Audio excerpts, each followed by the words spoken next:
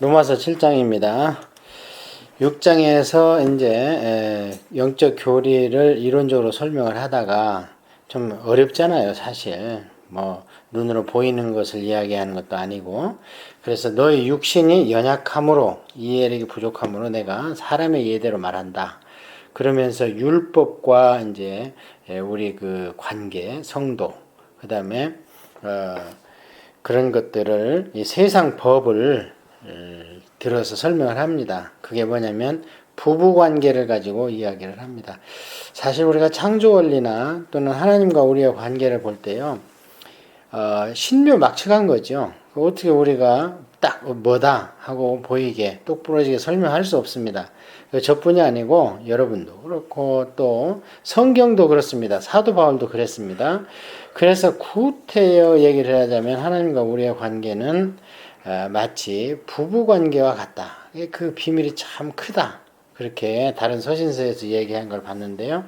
여기에서도 이제 그 혼인 관계를 가지고 율법과 죄와 성도, 이런 성도를 가운데 놓고 율법과 죄의 관계를 잘 설명을 하고 있습니다.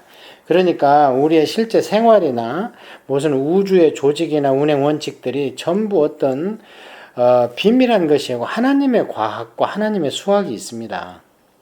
그걸 이제 과학이 발달해가면서 풀어가는 것이 DNA를 발견한다든지 또는 인간의 그 게놈 지도, 인간의 그런 아주 미세한 그런 지도를 파악해가면서 이게 사실 다 옛날도 있었죠.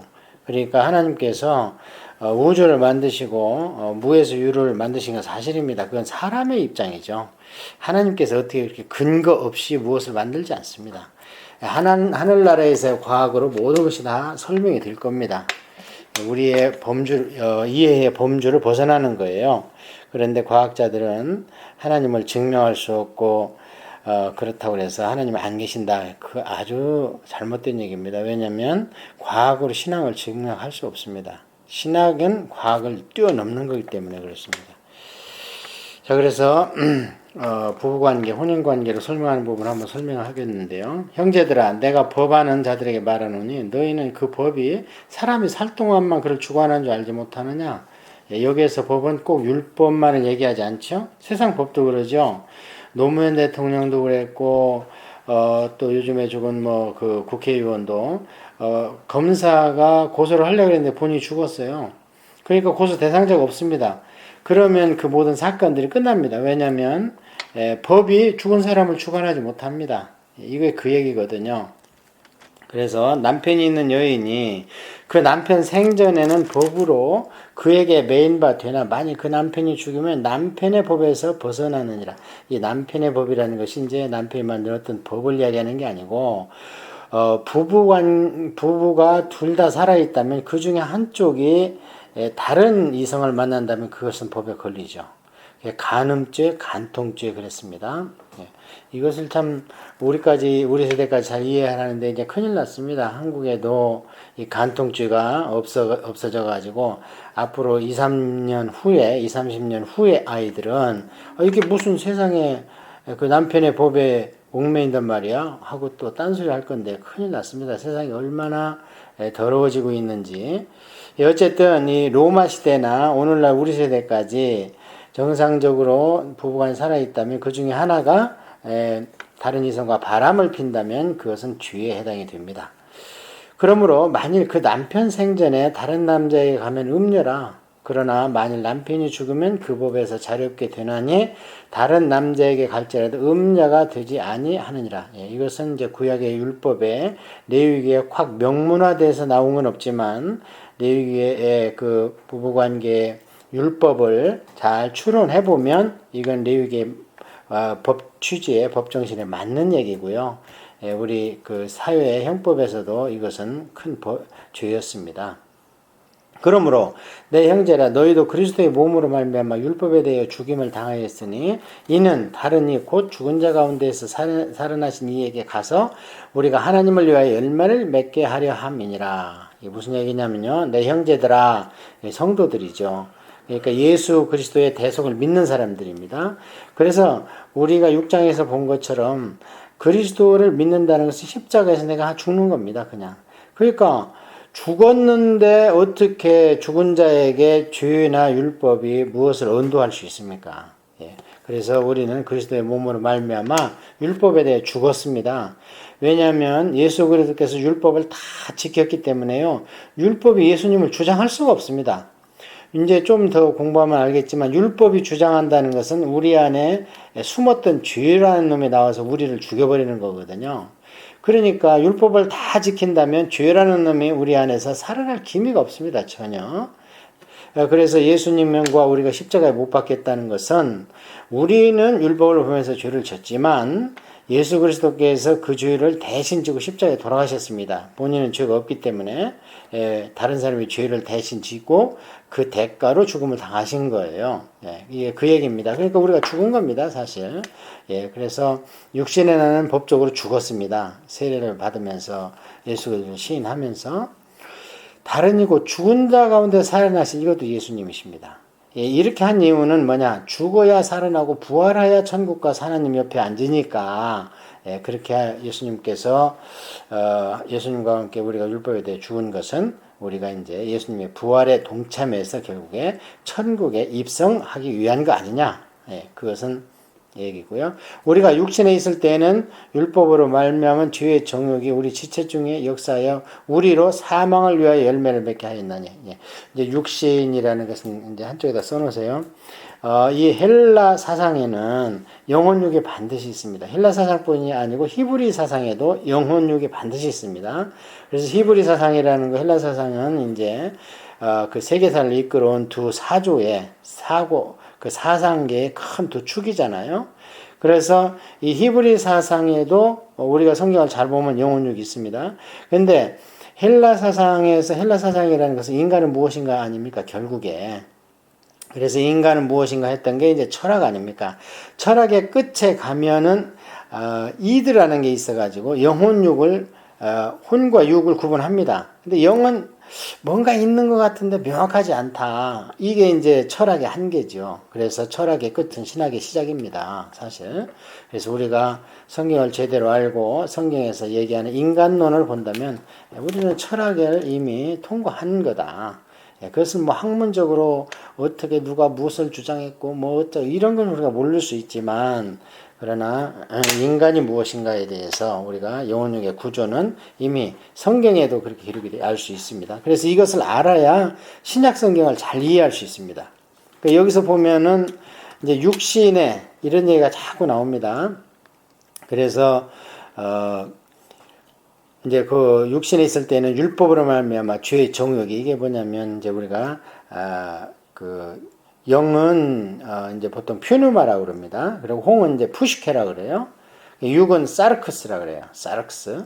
그래서 이 세 가지를 얘기할 때에 이제 이 육신에 속한 그러니까 사르크스나 푸시케 혼과 육에 속한 사람들은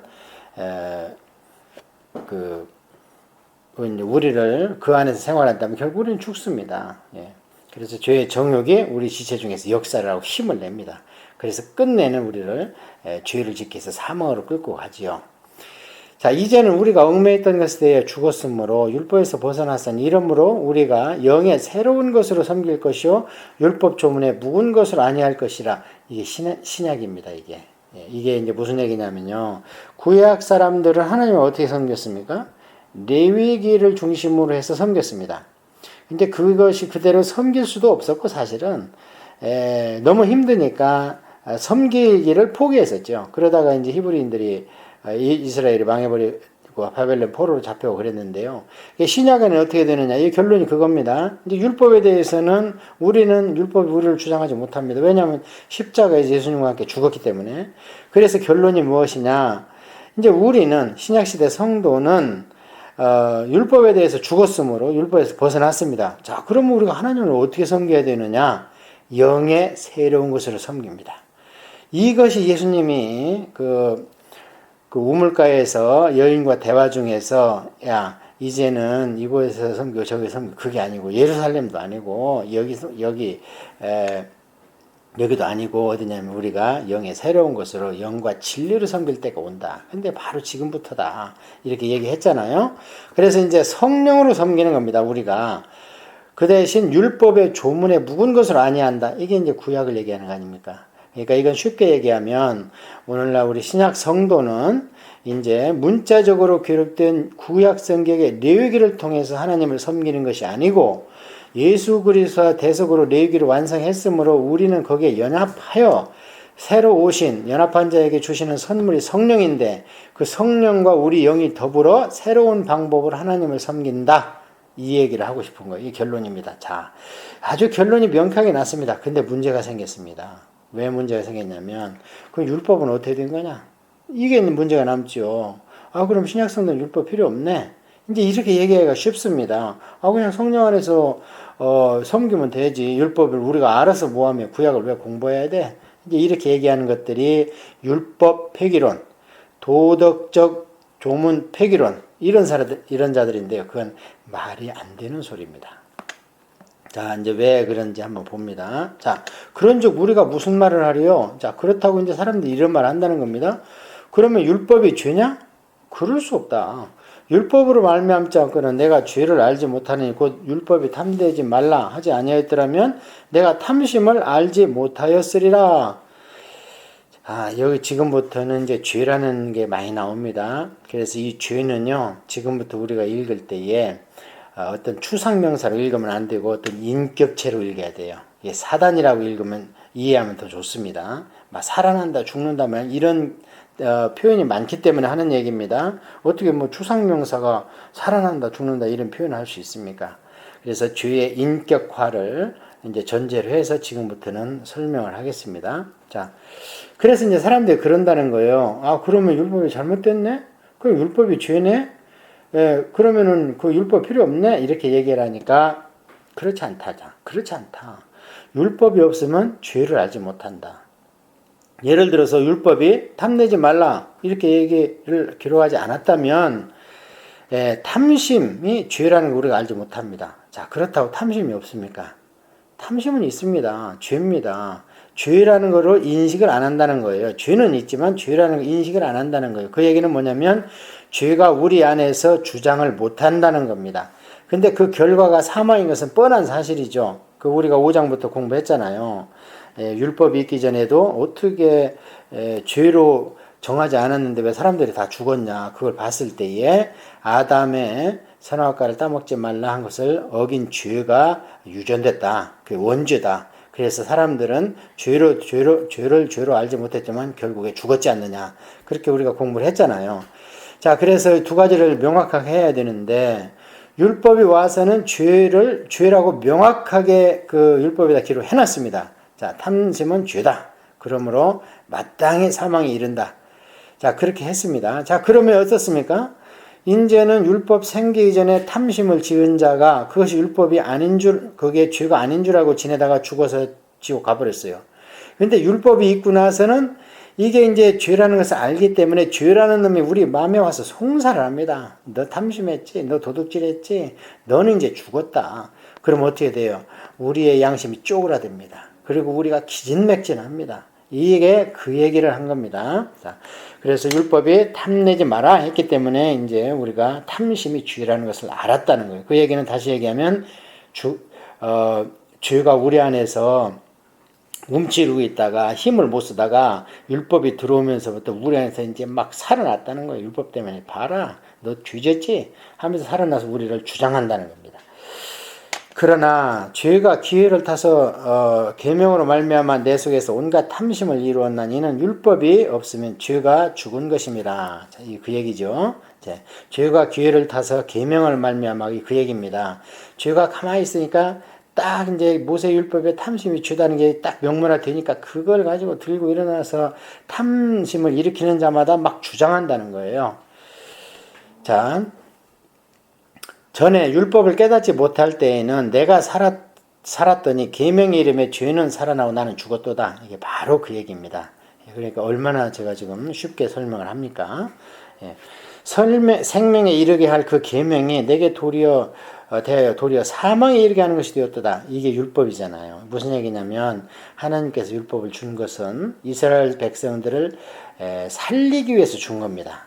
이게 내 나라 법이니까 내 나라에 들어오려면 이대로 지켜. 알았지? 그리고 가나안 땅에 이 법을 안 지키는 놈들이 많은 얘기인데 그 놈들을 내가 싹 몰아내고 너희들이 거기 가서 제사장 나라가 돼. 그래서 내 법대로 지켜봐. 해서 레위기라는 하나님의 법을 그 나라의 법으로 줬습니다. 이게 언약 백성이고 선민이고 제사장 나라잖아요. 그런데 결국에 결론은 뭐가 됐느냐? 지금 우리가 쭉 살펴본 것처럼 죄를 짓는 자 안에서는요, 그 율법이 오히려 그들에게 사망에 이르게 하는 지름길이 되어버렸어요. 왜냐하면 죄를 살려냈기, 죄라는 놈을 우리 안에서 막 활동할 수 있게 했기 때문에 그렇습니다. 그래서 죄가 기회를 타서 계명으로 말미암아 나를 속이고 그것으로 나를 죽였는지라. 이로 보건대 율법은 거룩하고 계명도 거룩하고 의로우고 선하도다. 바로 그렇죠. 그런즉 선한 것이 내게 사망이 되었느냐? 그럴 수 없느니라. 선한데 결론은 내게 사망이 되었어요. 왜냐하면 사람들이 이 안에 죄성이 있기 때문에 그것을 죽이지를 못한다는 거예요. 이스라엘 백성들이 얼마나 불순종했습니까? 우리의 신앙생활은 또 어떻습니까? 우리가 예수 그리스도를 믿으면 바로 그런 마음이 싹 없어져야 되는데 그렇지 않고 신약에 있는 산상보훈까지도 우리를 괴롭힙니다. 우리가 그대로 못 사니까. 지금 그 얘기를 하고 있는 거예요. 근데 이제 조금 읽다 보면요. 세상에 사도 바울 같은 분도 그걸 가지고 끝까지 싸웠다는 거예요. 한번 봅시다. 그런즉 선한 것이 내가 사망이 되었느냐? 그럴 수 없느니라. 오직 죄가 죄로 드러나기 위해서 선한 그것으로 말미암아 나를 죽게 만들었으니 이는 계명으로 말미암아 죄로 심히 죄되게 하려 함이니라. 이게 무슨 얘기냐면요. 그렇다 하더라도 율법이 없으면 너희를 죽게 하는 죄를 너희들이 몰랐을 거 아니냐.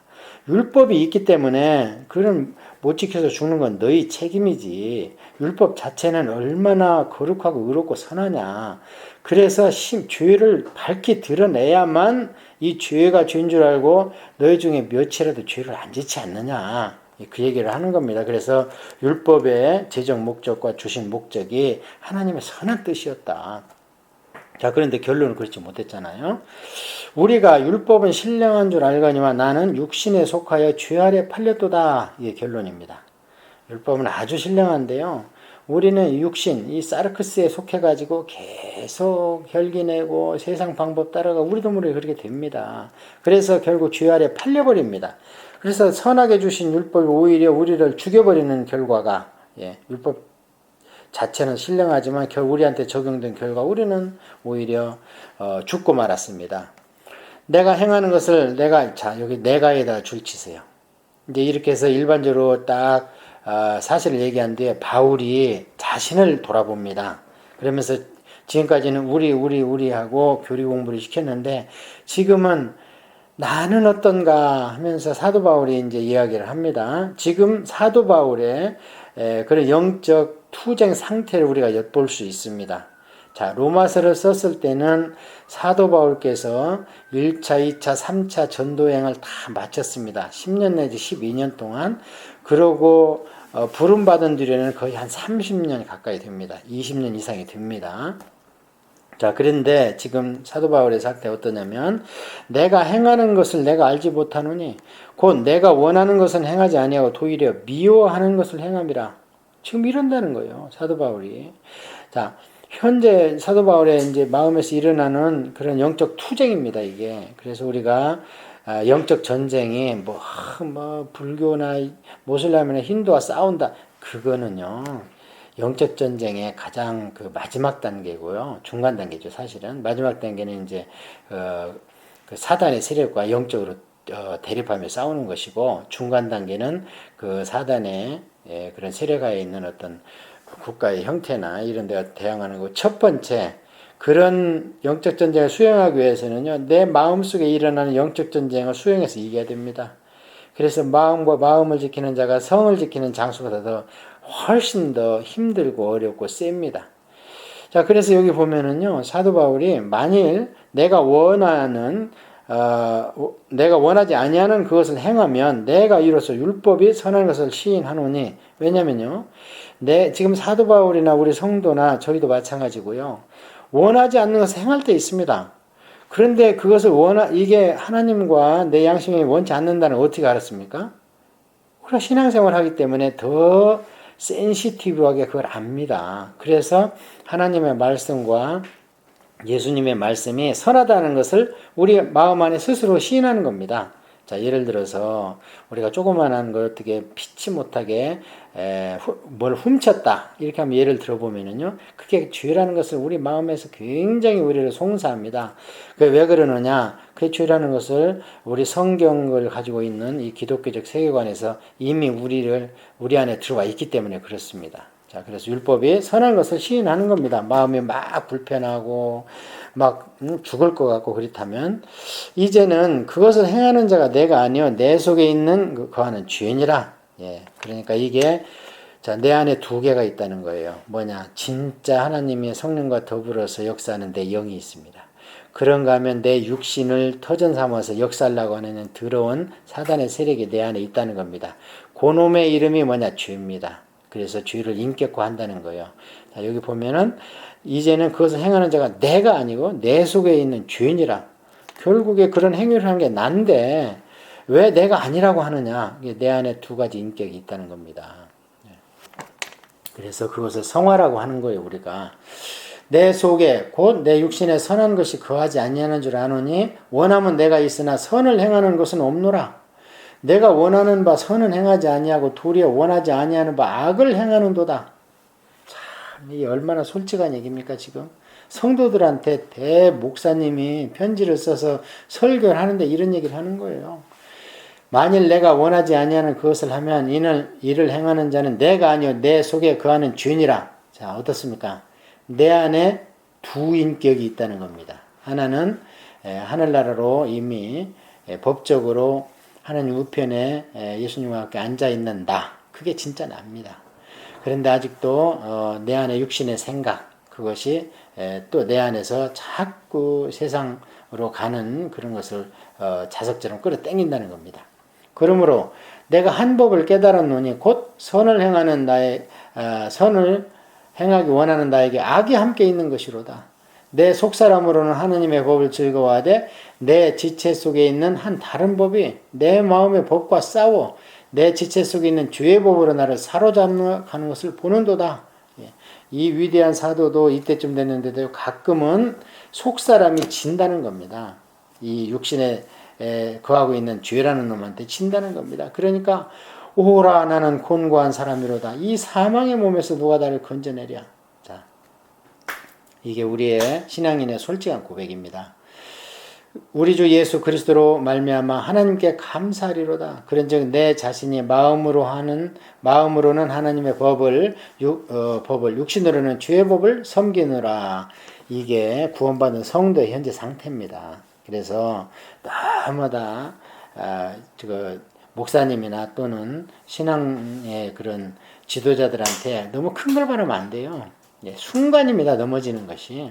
왜냐하면 이 위대한 종 사도 바울도 내 안에 죄의 법이 아직도 있다. 내 안에. 솔직히 말하지 않습니까? 그래서 막 어떻게 하면 좋겠는가. 자, 그러면 지금까지 결론을 내린다면요. 예수님의 십자가로는 우리가 지은 과거의 모든 죄를 전부 예수님의 십자가에서 우리 해결받았습니다. 그런데 우리 안에 있는 죄성, 이것은 계속 나를 괴롭힙니다. 언제요? 육신의 장막을 벗을 때까지, 죽을 때까지. 그렇다고 우리가 포기할 것인가? 아니라는 거예요. 해답이 있다는 거예요. 그게 뭐냐? 예수 그리스도라는 거예요. 그래서 이게 복음이라는 건데요. 그래서 해답은 뭐냐? 곤고한 나를 살리는 것이 예수 그리스도이기 때문에 하나님께 감사한다. 내가 한 게 아무것도 없다. 오직 하나님께서 우리한테 주신 예수 그리스도만이 이 곤고한 사망의 몸에서 나를 건져낼 수 있다. 그러므로 내가 그런데도 불구하고 아직도 나는 자신으로는 하나님의 법을, 육신으로는 죄의 법을 섬길 수밖에 없다. 이렇게 7장을 얘기하는데요.